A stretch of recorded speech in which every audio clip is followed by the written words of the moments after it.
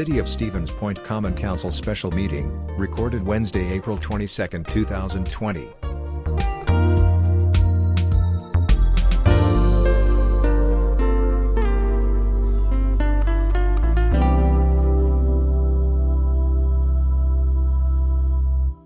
State signed it, a governor signed it, and then the counties had to approve it first before the municipalities could approve it.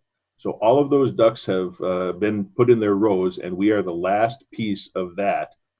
If we approve this tonight or today, we will allow all of our taxpayers in the city to extend that deadline to October 1st without interest or penalties.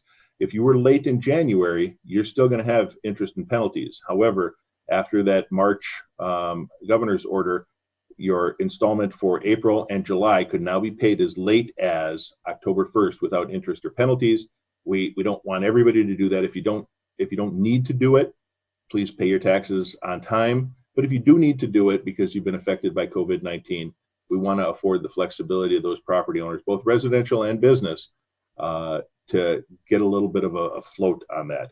Comptroller, Treasurer, anything you'd like to add on that? You know, I think you covered it pretty well. The other question that I know has come up is, do taxpayers need to do anything to apply for this? And the answer is no, you don't need to file for an extension or anything like this. It'll be uniform and apply automatically. And then just the only other thing that I would note is, of course, October 1st, that the rest of that tax bill that hasn't been paid will still come due. So I know that this is sort of a readjustment period for a lot of people, but just to keep that in mind as well, that this isn't getting rid of your tax bill, that that liability is still out there and still does need to be paid at some point on or before October 1st. Thank you. And Alder Jennings had a question for you, Comptroller, so I will yield to Alder Jennings. Thank you, Mayor.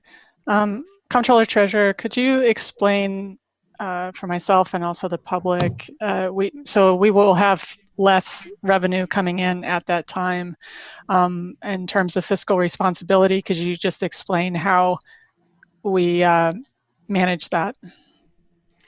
Sure. So as far as the decrease in tax collections, what we have right now is tax bills go out in December, and we still have a large number of taxpayers who pay their bill in full in December and January.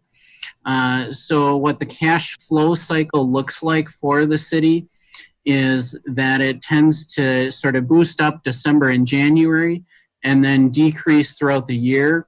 And it doesn't really get to sort of the low point for the year until about November. So basically we get a big boost at the beginning of the year, and then it declines throughout the year. So we should still be okay as far as having enough money in the bank in order to continue the functions of the city, simply because we do have a lot of people who pay in December and January who have already paid their taxes in full. Thank you, Comptroller. President Johnson, I will turn the mic over to you if you wanted to comment on anything, because you were at the county board meeting last night. Certainly. Thank you, Mr. Mayor. There was no discussion. The resolution passed unanimously. I think probably the reason there wasn't a lot of discussion is I kind of front-loaded it with some background in my initial speech to the county board related to the county chair. And so they were prepared for it. They understood where it came from. And so it passed unanimously, and I'm very appreciative that my colleagues on county board supported it. Again, shout out to the county for getting this going. A lot of moving pieces, and I'm very pleased at that outcome. Great. So is there any discussion, or if not, I'd be willing to entertain a motion to approve the extension. Move to approve. Thank you. Do we have a second? I second it. We'll give the second to Alder Fischler. Alder Slawinski, did you have any comments? No, other than, again, I appreciate all that were involved, to help our taxpayers of the city in this very desperate situation. Thank you. Any comments from the public? And by public, that's you, Donald. I'm sorry, Lynn's here as well. Okay, seeing no comments from the public, I'm going to ask the clerk to call the roll. If you're in favor, vote yes. If you're opposed, vote no, and unmute yourself when you vote.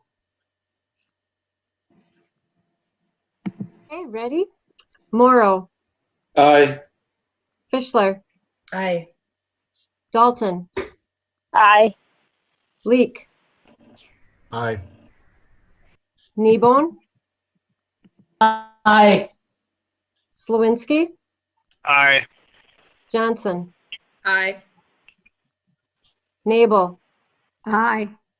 Shore, Aye. Jennings. Aye. Okay, that was Okay, a unanimous vote. That was approved unanimously. I will be putting out a press release to that effect because, as you know, next week, that next installment would be due. So we want the general public to know of this option as soon as possible. So we'll be getting the press release out yet this evening. The next item on the agenda is a request to hire a limited term employee in community media, LTE, but we defined it this time, limited term employee. So this comes to us because we have two people basically that work in community media, John Quirk and Sarah Thoreau, who is, you've probably seen at the council meetings or committee meetings recording things. Sarah has requested a leave of absence due to the need for childcare because of the coronavirus. We haven't determined we want to hire someone to fill that position yet, but John also needs to use up some vacation time before July. So we don't know, Sarah's leave of absence will go into July, potentially. So we want the flexibility. Since we were having a meeting, I asked to have this put on the agenda just to consider it. This is not a guarantee that we will hire that limited term employee to replace Sarah during that leave of absence. It just allows us the flexibility to do it if it's determined that we need to. Are there any questions? I have. Okay, Let's go with Alder Slawinski and then President Johnson. And I seen the memo, but I did not see. So is this leave of absence for Sarah? Is this paid? So the child care portion allows for a certain amount of time to be paid through the CARES Act. And I see Lisa is on here. Lisa, do you want to explain that a little bit more? Some of it will be paid. Yes, so the 2 weeks falls under the CARES Act, the first 2 weeks, and then up to an additional 10 weeks would be paid at 2/3. However, the city had decided to pay benefits in full. She has not requested 12 weeks. So she's only requested until July 1st. So, we'll see what happens. I know that there are a lot of people that have been scrambling for, how to homeschool children when you have 2 or 3 kids. What are you going to do for daycare for multiple children? Many daycares are closed unless you're considered an essential employee. So there's been a great deal of scrambling among our employees. Okay, and I want to be clear too that we are not debating the merit of Sarah's leave of absence. That is a benefit she is entitled to, and we fully intend to allow her to take advantage of her benefits. What we're looking at doing is the potential just to hire a replacement during that short period of time. President Mayor, Johnson? so, Sorry. Well, I have a follow-up. Okay. I guess the reason why I asked that question is because, obviously, this department is basically, when we have meetings and, in-person meetings, and I'm just questioning, is this position really going to be required, being that we have not been holding meetings? And I mean, we're going to, once it sounds like she'll come back once this is all lifted and we return to having in-person meetings. So I guess that was the whole reason why I'm questioning all this is this limited term employee really required or needed, I guess. So I'll take the liberty and answer that. John Quirk is listening, but he's actually recording the live stream. You see live stream TV? That's John Quirk's recording, and he can't be on both at the same time. So he is available on chat, and we will get him. He can answer questions through chat, but he won't be able to use the audio. I will speak for him, and he will let me know if I get out of line. There is a whole lot more to what community media does than just run a camera at the meetings. Every single meeting is edited, and there is the website to run, the TV station, the radio station, plus all of the other videos. The county board meeting last night, and I apologize for putting President Johnson on the spot, but apparently it went pretty long. And there was a fair amount of editing that needs to go into that and processing the video files. So it's far more than what you see at our meetings with just operating the camera. There is a need, and not only that, John, as I mentioned, hasn't had a vacation in quite some time. He may need to take some time off, but even more alarming is if John gets sick, the department is now at 0. We have limited access through my office and through Alex's office to get some of the things taken care of, but I am not familiar enough with our video editing software or programming all the TV channel programs, let alone the radio station. So we need someone to be there in the unlikely event that John gets sick, or just really to handle the workload. Let's see here. Let me try and keep everything in track because people are jumping into the chat. Alder Jennings, yes, John is 100% in agreement with this approach. Him and I have talked about this as to whether or not to put it on the agenda.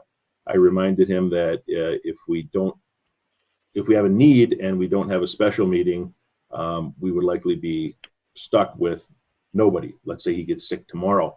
We don't have the ability to hire without council approval. So that's the reason we're asking for council approval to hire, but not necessarily saying that we are going to hire. We just need the authority to do so in the unlikely event that we need somebody. Alder Jennings, does that answer your question? Yes, it does. Thank you. Okay, and then we'll go up to President Johnson now. Yeah, Mayor, it's not complete. I'm still. Can you hear me? I can hear you. Yes. All right. So I guess my concern is we have employees now that are sitting home, getting paid. Have we explored that option? I don't know if any of these employees potentially may have the skill set to fill into this position. I mean, I'm getting a little concerned with.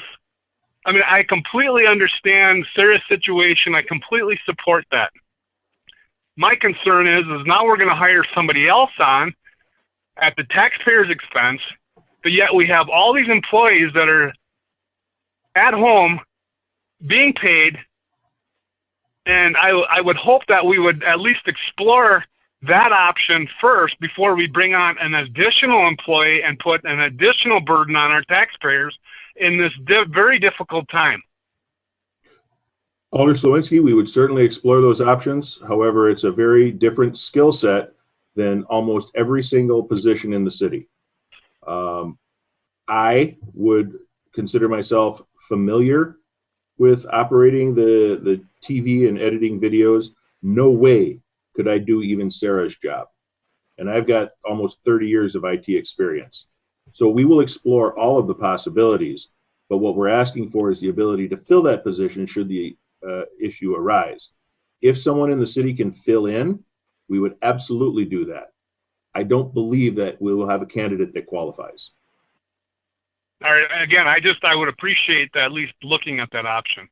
I give you my really personal trying to look out guarantee for the taxpayers here.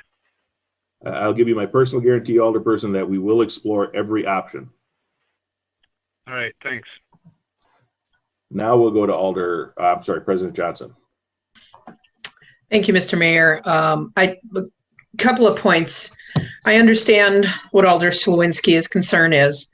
And in fact, in my department, we are hiring an intern for the summer. And then the first question that came from my boss was, well, can't we use somebody else in the county who's now sitting at home getting paid. And I said, well, do they have the technical skills to measure leachate levels and do head well levels? And so sometimes there's just a technical skill set that's needed. So I appreciate what you're saying, Mr. Mayor, about and the equipment that is used in the community in develop, or not community development.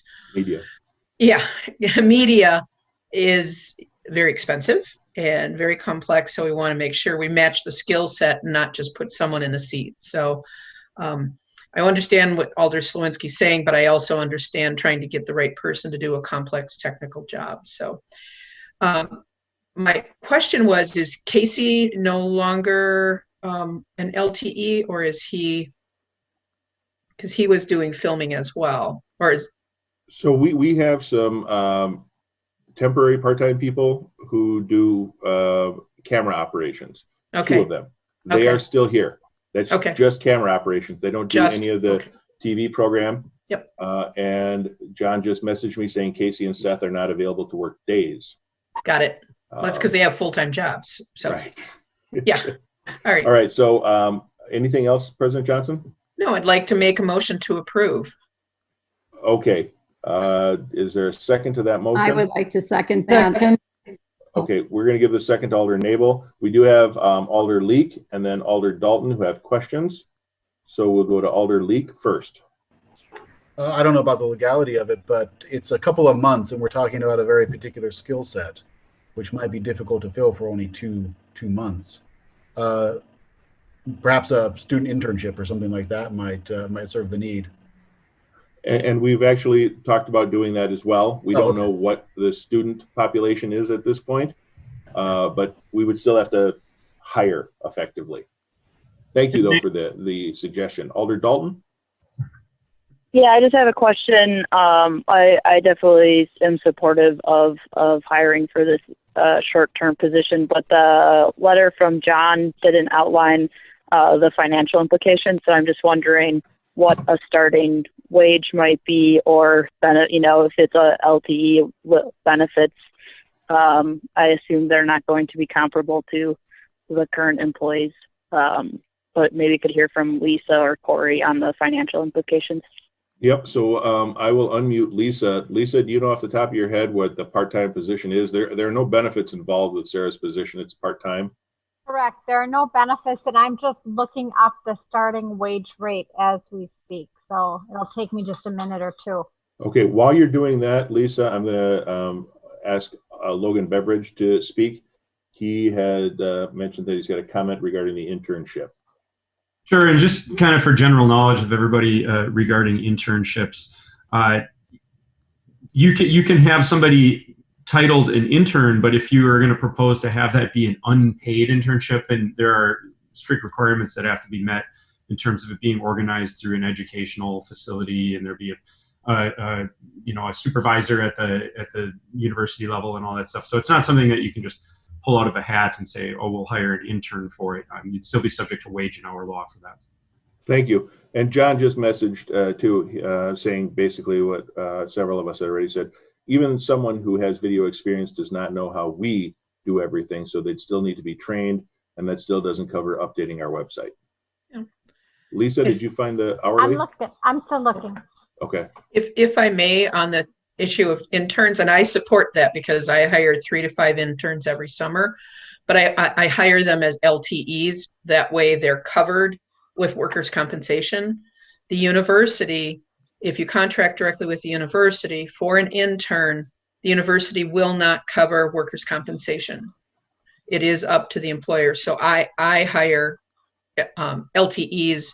They are interns. They're working on their intern credits. And so it's very doable if someone has the skill set. And I totally understand John Quirk's concerns because I have the same concerns.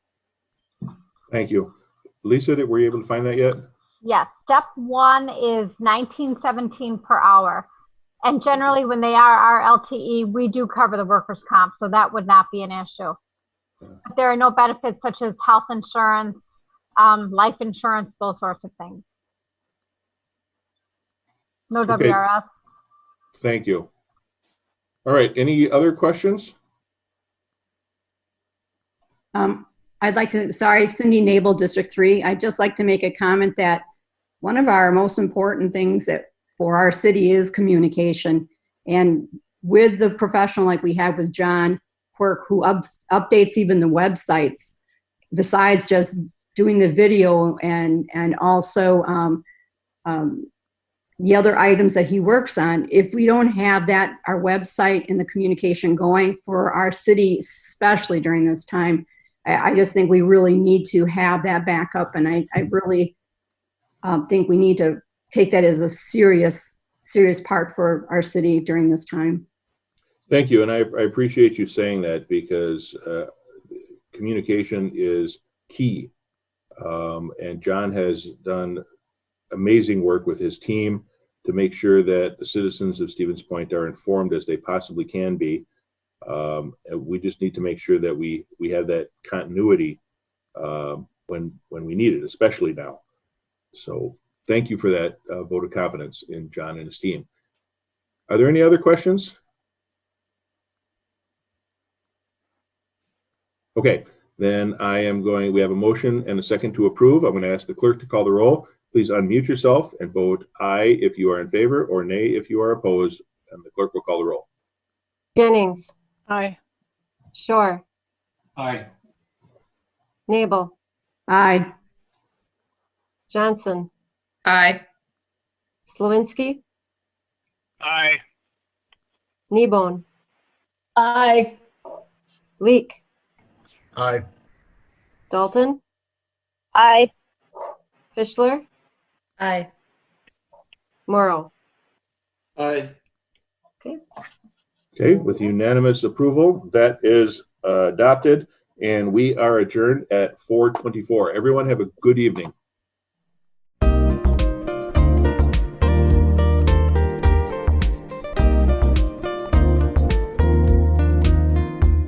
A video of this meeting is available for viewing on the city's website, stevenspoint.com/videos.